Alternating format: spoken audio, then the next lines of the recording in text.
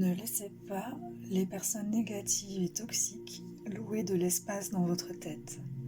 Augmentez le loyer et, s'il le faut, mettez-les à la porte. Citation de Robert Hume. Aujourd'hui, en ces temps gouvernés par la balance, j'avais envie de vous partager un soin de l'excellent livre de Stéphanie Abellan, qui est le grand livre des 12 libérations énergétiques. Et ce soin, c'est destiné à se libérer des relations toxiques. Donc, si vous avez vécu une relation toxique, traumatique, vous pouvez désormais mettre des mots sur ce type d'union. Les relations toxiques sont désormais exposées au grand jour. Et s'il fut un temps où les mots caractériels, perfectionnistes ou bien encore impulsifs étaient employés lorsqu'on parlait d'une personne difficile à vivre, désormais les personnes toxiques sont mises en lumière et le terme de pervers narcissique est dans toutes les bouches. Ces relations destructrices laissent de profondes blessures à celui qui les a difficilement laissées exister dans sa vie, côtoyant l'enfer d'une vertigineuse descente au fin fond de la perdition de soi. Les relations toxiques nous enseignent pourtant de précieuses clés d'évolution.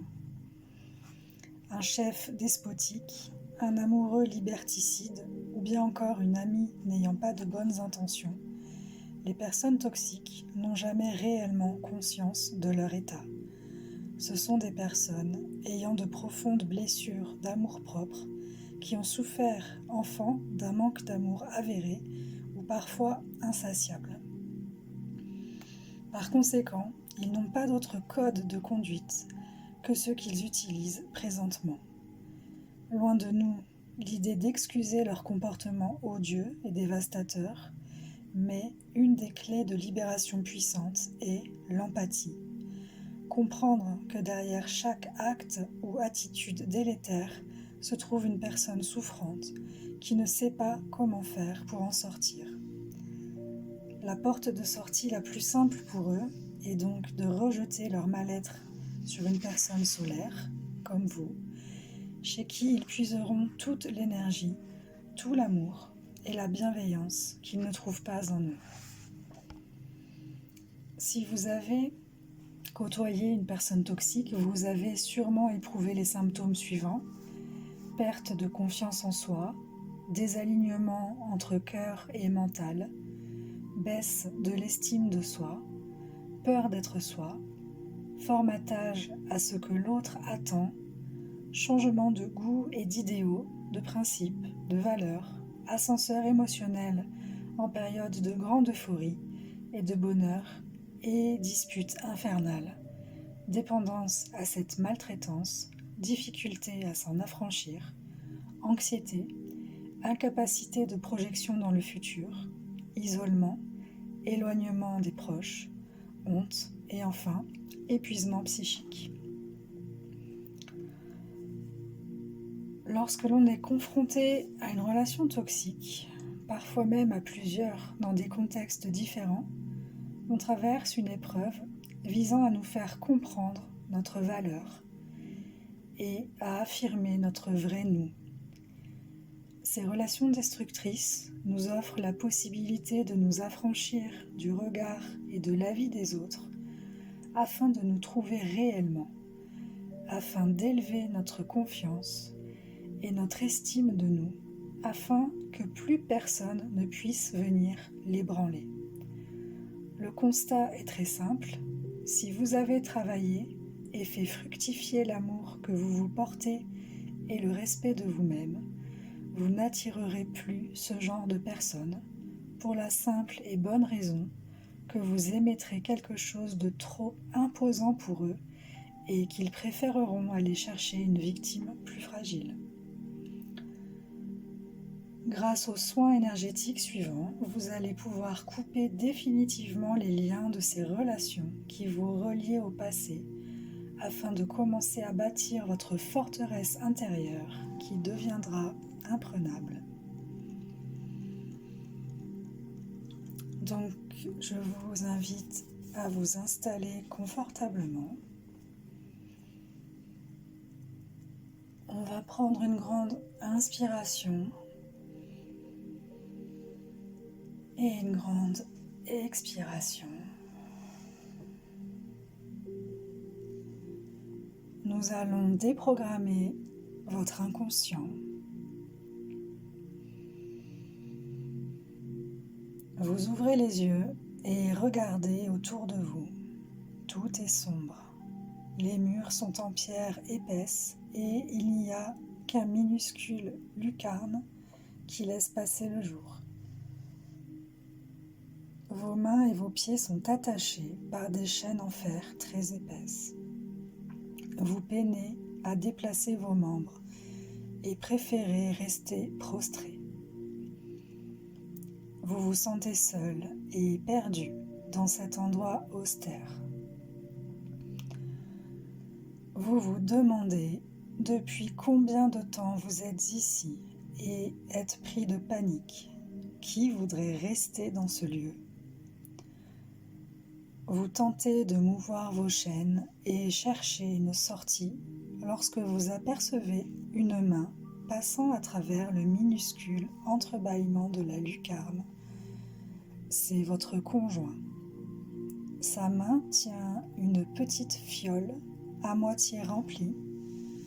Vous attrapez la fiole et avalez son contenu d'un trait, puis vous sombrez à nouveau dans un état comateux et vous rendormez.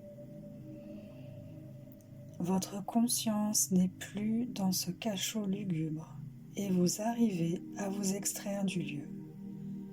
Pour réussir à couper les liens toxiques qui vous maintiennent attachés à ce pervers narcissique ou toute autre personne abusant de vous, vous allez effectuer un petit voyage initiatique de nettoyage et de libération énergétique.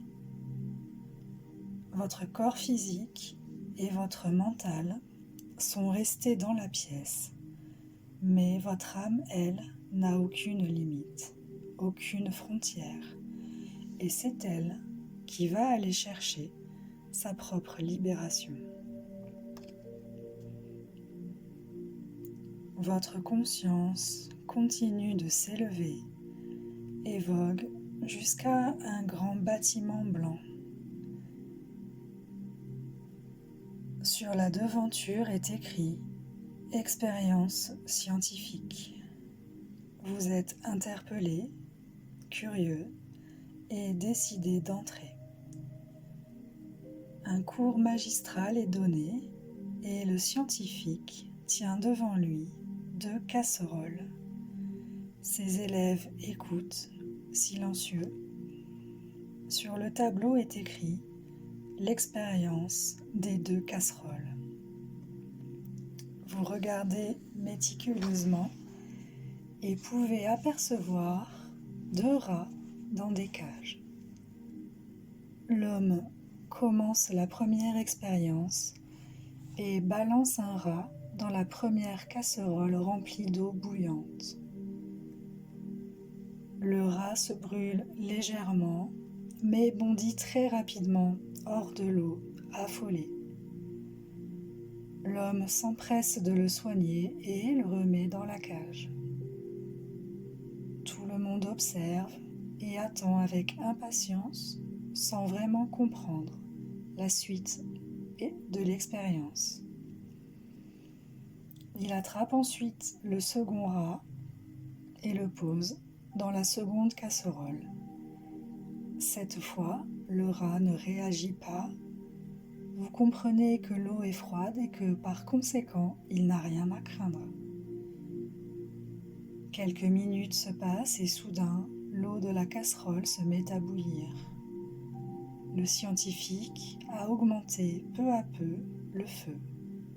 L'eau bout, mais le rat ne montre aucun signe de résistance. Il ne bouge plus. Le scientifique interrompt l'expérience et soigne l'animal légèrement échaudé avant de le remettre dans sa cage. L'homme explique enfin le mécanisme de l'expérience. Si vous êtes soumis à quelque chose d'intense et de douloureux subitement, vous allez bondir, comme le premier rat hors de la casserole, et vos réflexes de survie lanceront l'alerte. En revanche, si l'on vous assène lentement des souffrances infimes pour commencer et de plus en plus fortes pour terminer, votre mental ne saura pas comment s'en extraire. D'une part, il sera habitué à la douleur qui aura été progressive, et d'autre part, il sera figé lorsque la souffrance atteindra son paroxysme. Ce rat, c'est vous.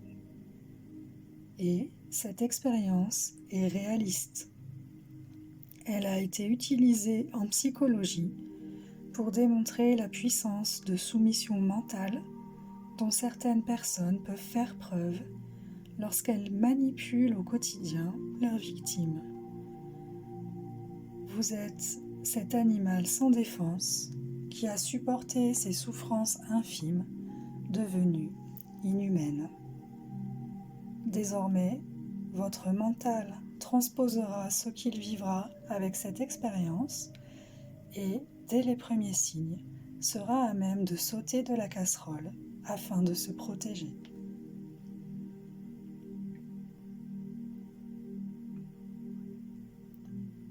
Vous jetez un coup d'œil aux cages avant de partir. Les rats n'ont plus aucune blessure. Ils ont été complètement soignés.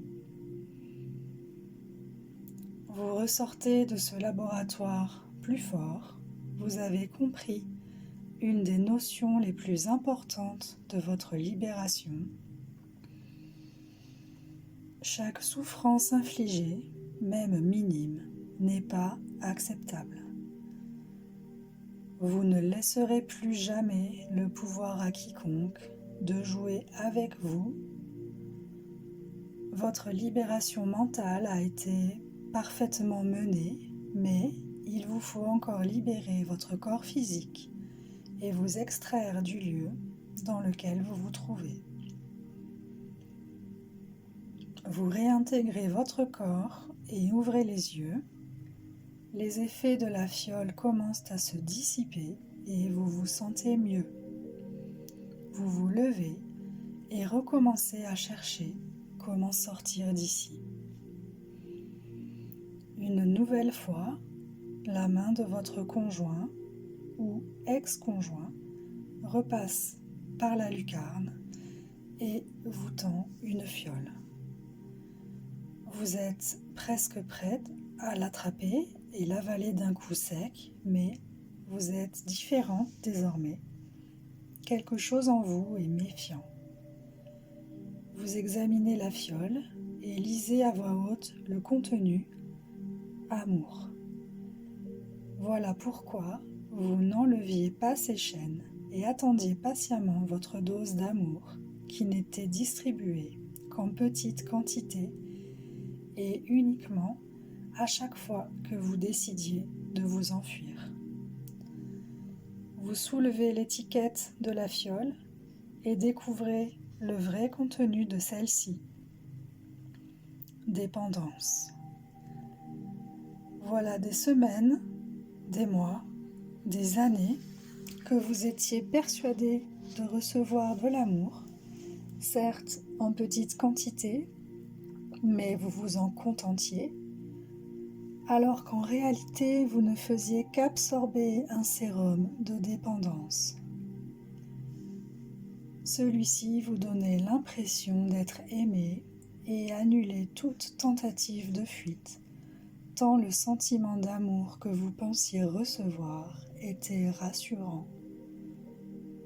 Vous prenez la fiole dans vos mains et la jetez en conscience par la lucarne. Vous avez décidé de ne plus dépendre de quoi que ce soit. La pièce tournoie sur elle-même et les murs disparaissent. Vous vous êtes libéré. Alors que vous pensiez être sorti d'affaire, vous reconnaissez rapidement le lieu qui se cachait derrière le cachot. un labyrinthe. Ce labyrinthe, c'est le chaos de vos pensées. Un pervers narcissique n'aura de cesse de vous emmêler les pinceaux et de brouiller votre signal interne et la connexion profonde que vous entretenez avec votre âme. Pour sortir d'ici, vous allez devoir penser par vous-même, penser à vous et vous faire confiance. Vous allez devoir redevenir vous-même et laisser la personne dépendante et faible que vous étiez derrière vous. Au sol, 3 fils de couleurs sont déroulés, un noir, un rose et un blanc. Grâce à votre conscience éclairée, vous pouvez désormais prendre de la hauteur sur ce labyrinthe. Le fil noir ne mène nulle part. Vous le voyez aller de part et d'autre du labyrinthe sans mener nulle part. Il représente la torture psychologique qu'un pervers narcissique vous inflige. Il sème le chaos dans vos pensées et rend confuse toute tentation d'extraction. Vous aviez beau essayer de sortir, cela était impossible. Vous finissiez toujours par retomber au centre du labyrinthe et, las, par reprendre une fiole. Vous attrapez les ciseaux posés par terre et coupez en conscience le lien noir qui symbolise l'emprise qu'a l'autre sur vos pensées. Vous retrouvez peu à peu les idées claires. Vous attrapez ensuite le lien rose et le suivez. Après quelques détours, vous découvrez qu'il mène à la source infinie d'amour, votre chakra cœur. Vous n'avez même plus besoin de fiole, vous pouvez vous abreuver directement au cœur de votre centre énergétique. Ici, l'amour est à profusion et il se trouve au centre de votre cœur. Ne reste devant vous que le fil blanc, c'est celui de la conscience éveillée. Vous suivez le fil blanc scintillant et trouvez la sortie en quelques secondes. Vous quittez les lieux sans même vous retourner. Vous avez résolu le problème interne qui vous reliait énergétiquement et émotionnellement à l'attraction dans votre vie de personnes toxiques. Désormais, vous avez modifié votre niveau de vibration et n'attirerez donc plus ce type de personnes. Vous désirez tout de même faire un test et matérialiser votre conjoint ou ex-conjoint pervers narcissique ou toxique devant vous, là où précédemment vous auriez pu ressentir une attraction et un sentiment de manque, n'existe plus que de l'indifférence. Vous arrivez à éprouver de la pitié pour cette personne qui est en souffrance interne et qui adopte une attitude de perversion narcissique pour apaiser ses peines. Mais vous ne ressentez plus d'amour. Vous lui souhaitez de se soigner et vous vous éloignez sans un regret. Vous avez désormais terminé votre voyage et votre libération des relations toxiques. Votre chakra cœur pourra désormais s'autoriser à attirer de nouvelles personnes bienveillantes et aimantes.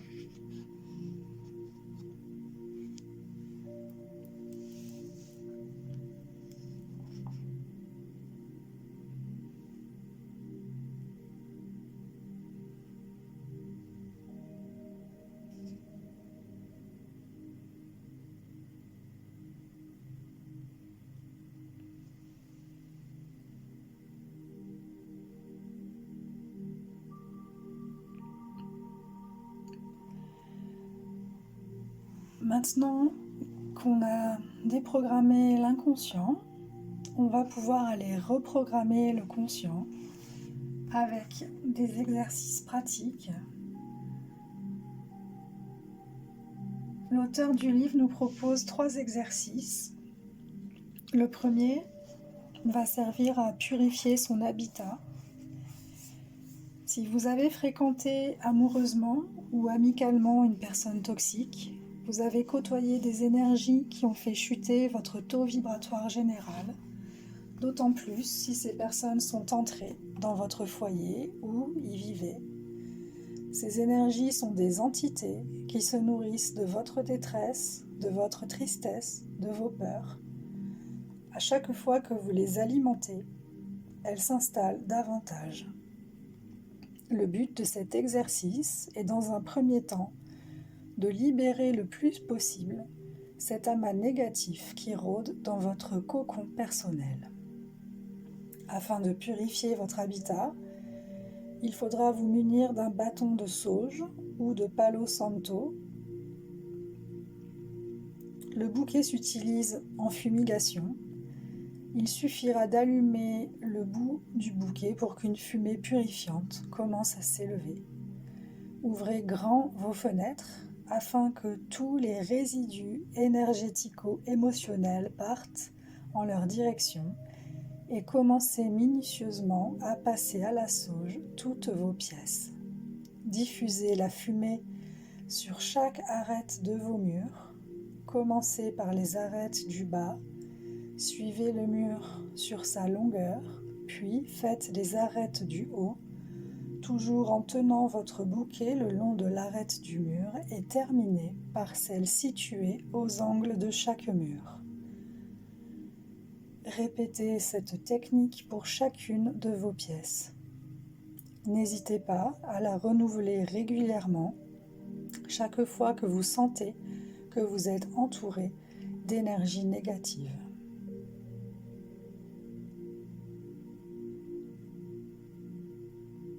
Le deuxième exercice va nous inviter à faire du tri.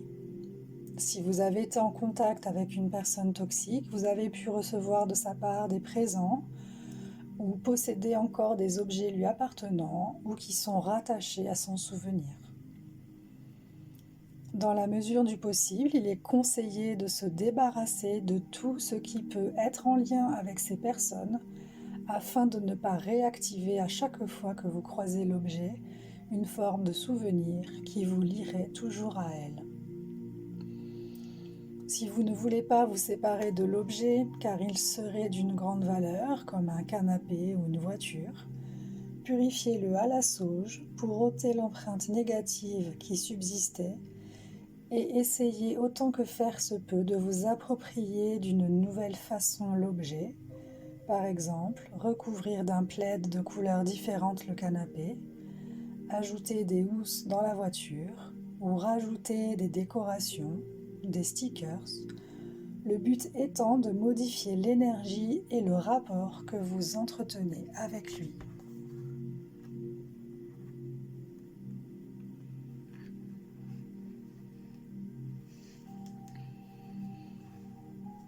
Pour le troisième exercice, on va pouvoir prendre une feuille blanche et noter les points d'entrée de la relation toxique dans notre vie. On va aller se demander par quelle faille votre ou vos derniers conjoints ont-ils réussi à entrer dans votre vie. Peut-être par le manque de confiance, par la peur d'être abandonné, peut-être par une solitude insupportable. Listez les raisons qui vous ont fait accepter ce type de profil afin de mieux savoir les repérer lors de futures rencontres.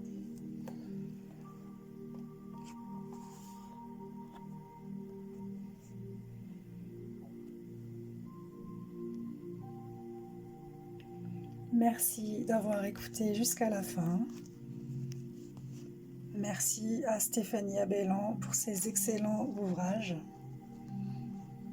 Et prenez soin de vous.